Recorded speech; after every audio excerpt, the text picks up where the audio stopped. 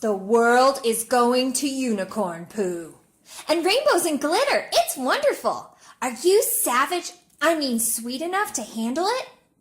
We're building fairy rings. These are magical circles of mushrooms that connect your world to ours so that I can come visit you anytime I want.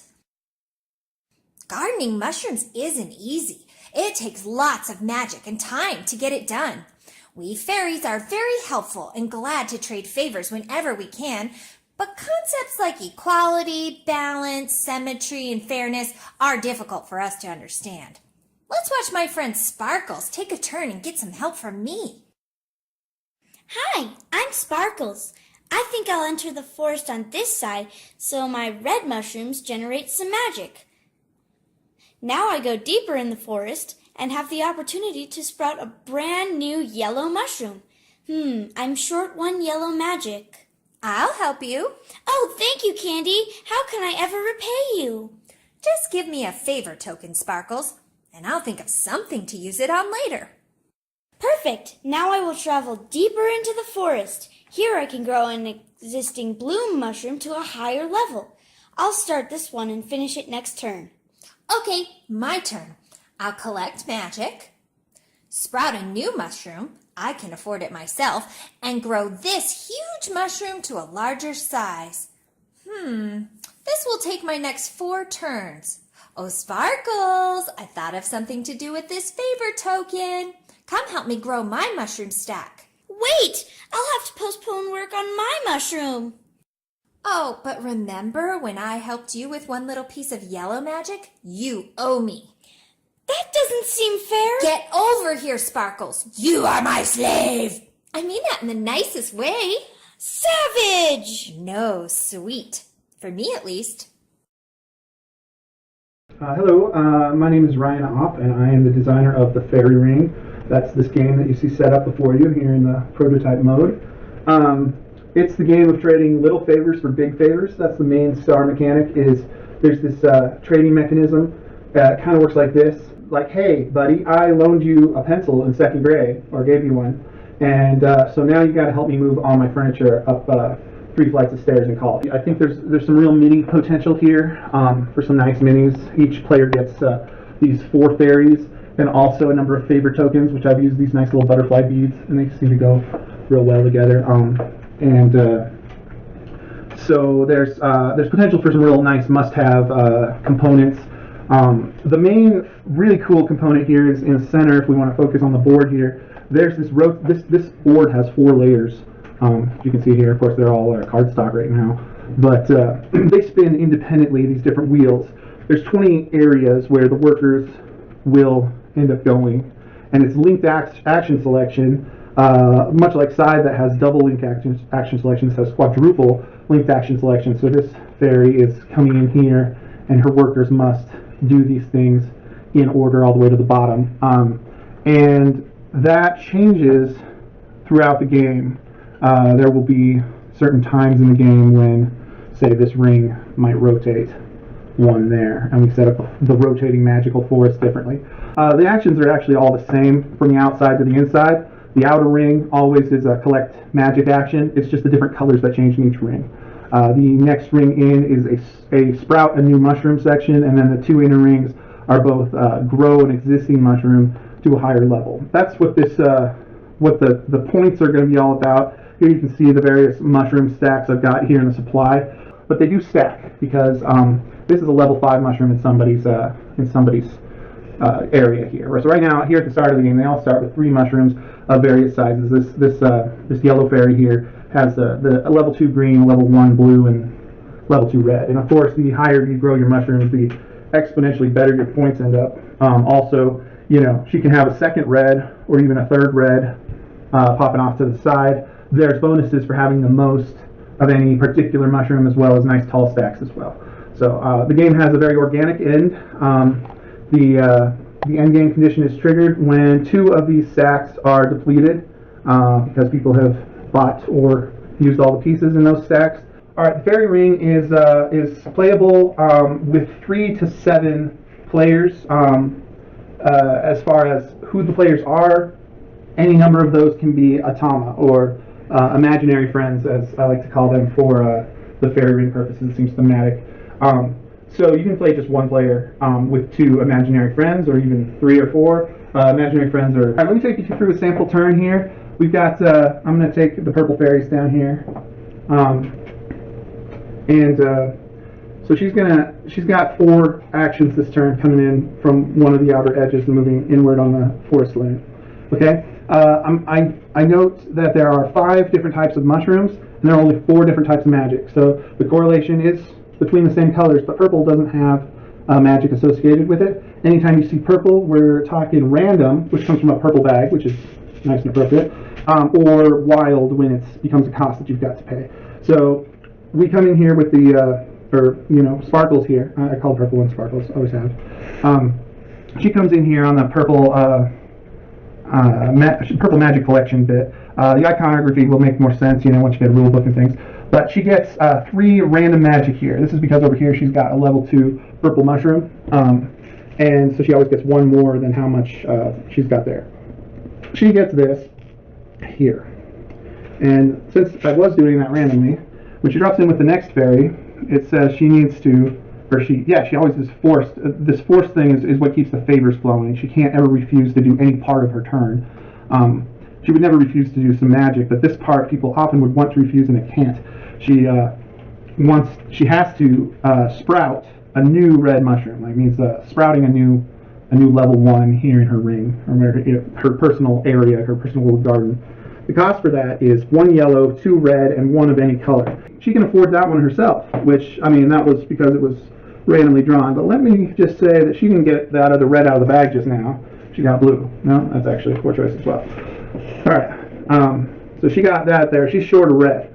Well, we've got other fairies around here. Actually, all the other fairies have a red that they can loan to this cause to get her to grow to sprout this red mushroom. So they offer. Which they've got this little chip that says happy to help on one side, happy to watch on the other. So they're going to all offer, because this is a cheap way to get a favor, because it's only going to be 1 magic for a favor. Sometimes it can be more, and then you're less inclined to offer. So, Sparkles has a less, she doesn't think that the player that's Tinkerbell here is really going to do so well, so she ends up accepting the red from her. And then she owes her a purple favor token. Okay, so this is sitting here in Tinkerbell's area, and then Sparkles pays the various costs for the mushroom. She gets the mushroom started here. She's somewhat happy about that. She's a little nervous about this purple favor sitting there, because when she comes down here and she's going to start growing a blue mushroom stack. That's the 3rd action here. I don't know if Mrs. Cameron, woman, if you got this right here. Zoom, zoom. All right. The 3rd ring is a growth ring, where you take an existing mushroom stack you've got, and you're growing it to the next higher level. So here we've got level 2 blue mushroom here for Sparkles, and she's going to get that going to a level 3. Each time you bring it to the next highest level, it takes a little longer. The reason is because the way she kind of takes this over to her construction area, and she flips the whole thing over, and then she's putting a new foundation down, and she takes off over here and she's going to go work on it. So she's sitting next to that little group and she's working on that mushroom. Now on the next turn she's going to flip this over 1, and on the next turn after that she's going to flip it over again, and it'll finally be a 3 tall mushroom stack. That's going to take her the next 2 turns with just this fairy. Her other fairies will get to do whatever they do. So she's happy about that. But yeah, it's kind of a medium-sized project. Her last fairy right here is going down into this area. She can start a yellow project. Now, if she didn't have a yellow, she wouldn't be able to start that, but Sparkles actually picked a pretty good lane to start in here. So she is also making a yellow project happen. And on her next turn, both of these will flip. This one will then be done. This one will take 1 more turn. Okay, that's a typical turn. These fairies stay out here. Now it seems like there's like 4 phases here, but there really aren't. You just pick up your pieces and you go in a straight line in there. And the 4 phases are always the same. They can fluctuate depending on how far she can go in, because next time she's only going to take these 2 in, and then just collect and possibly sprout, and then the other 2 will just work, so she won't be doing that full turn.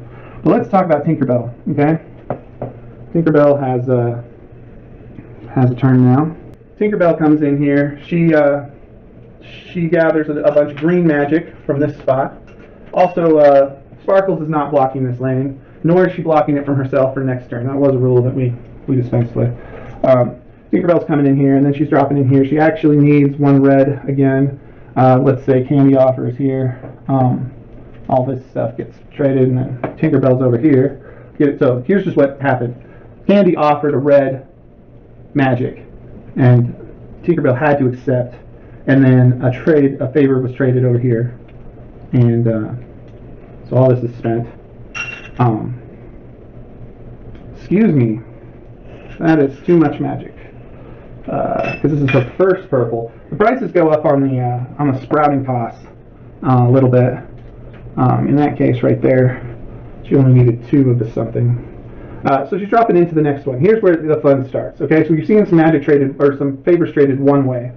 Now they're going to get traded the other way, the way they typically do. You offer little bits of magic for favors. You end up calling those favors in for turns, for time, really. So Tinkerbell's in here. She's about to start a red growth project here. She does this, flips this over, brings in a new red. And she's like, well, this is going to take my next 2 turns. Not into that. I have a favor of Sparkles. And so I'm going to remove one of these fairies to come help me here. Well, actually, Sparkles gets to pick which one, and she's concerned that if she abandons work on the big one, it'll take longer, so she goes off the smaller one. And they're both working there. Now, on Sparkles' next turn, she's flipping one here, and on Tinkerbell's turn, they're flipping one here, and so it will allow Tinkerbell to get her stuff back sooner. Okay, one more. Okay, well, actually, then Tinkerbell comes in here, and she's going to do the same thing with a green mushroom. Okay. More favor interaction is happening because, and this often happens kind of down the line. Well, it doesn't always, but Candy here is going to start a turn. I'm going to skip the first 2 parts. You've kind of seen how that works. But Candy ends up deciding to go down the same lane Sparkles did. Seems like a good plan for her. She does that. She does that. When she gets here, she's starting a blue project. She can actually kind of hold off on, she's going to definitely want to hold off on calling in the green favor here because this is a short project, so she's not super interested in making that better. But when she comes down here, this yellow one, that's going to be a 2 flipper. And so when she starts that, she calls in Tinkerbell, right? She's got this. Okay? So she gives this back to Tinkerbell, and Tinkerbell's got to call a person off. Well, if she calls a person off right here, then this one will be temporarily abandoned, much like Sparkles was over here. Temporarily abandoned. When they come back to it, they'll finish it up. But if she pulls off here, then she's left Sparkles to do all the work on the red one, and that's just kind of too bad for Sparkles. It actually is really balanced. It seems like really mean, but sometimes you can kind of hurt the player that is twice owed to you, because like Sparkles was indebted to Tinkerbell, and Tinkerbell was indebted to Candy, which actually gives Candy kind of a really mean position above Sparkles. That kind of strategy and stuff is emergent. The rules are not this, well, they're somewhat complicated. It's definitely a heavy game. It's going to be your feast for the evening. Maybe not. I mean, it's around 20 minutes a player, so we got 4 players here. This is maybe an 80-minute game. Not the first time, but with seasoned players, that's definitely possible. So yeah, between 1 hour and 2 hours is where this is all going to wrap up in. And they're going to have a good time. There's definitely a beginning, a middle, and an end to this game. I'm showing you kind of the beginning bits.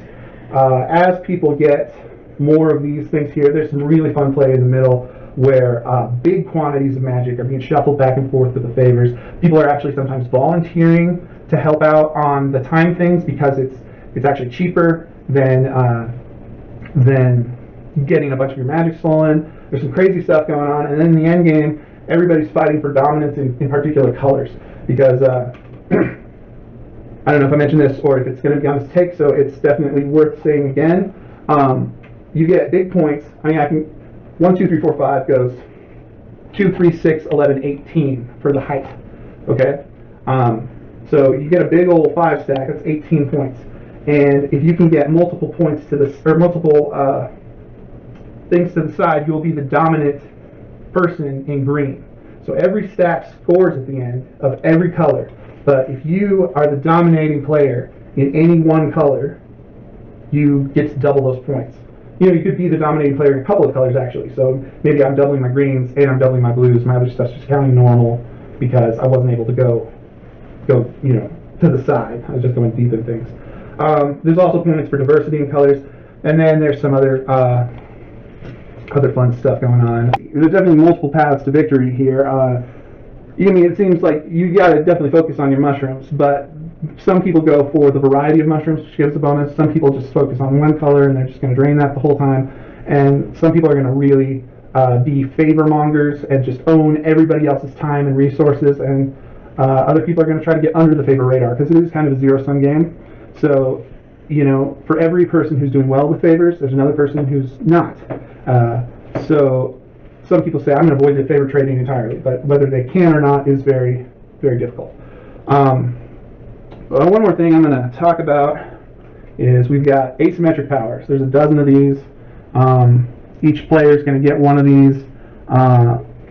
Yeah, so this one says, this mystical fairy collects an extra magic each time she collects magic. That's really nice. It's kind of the most vanilla power, really. The enchanting fairy gets extra favor tokens, you know, at different points in the game.